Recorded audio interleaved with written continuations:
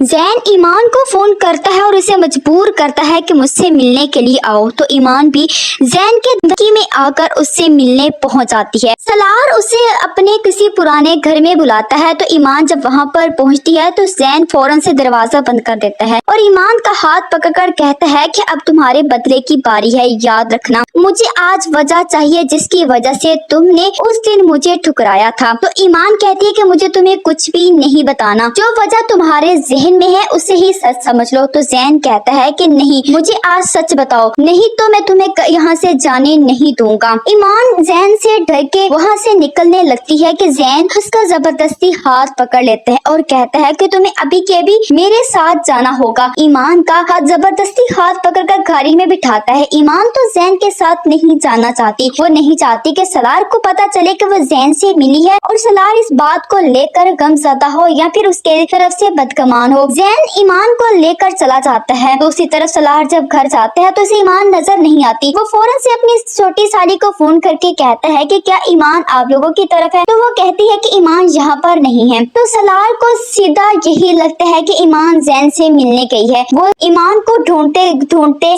जैन के घर भी पहुँच जाता है। जब वहाँ पर भी ईमान नहीं मिलती तो वो ईमान की लोकेशन को ट्रेस करते हुए ईमान और जैन की मिलने वाली जगह पर पहुँच जाता है। जैन जो कि फिर से ईमान को अपनी मोहब्बत का यकीन दिला रहा होता है।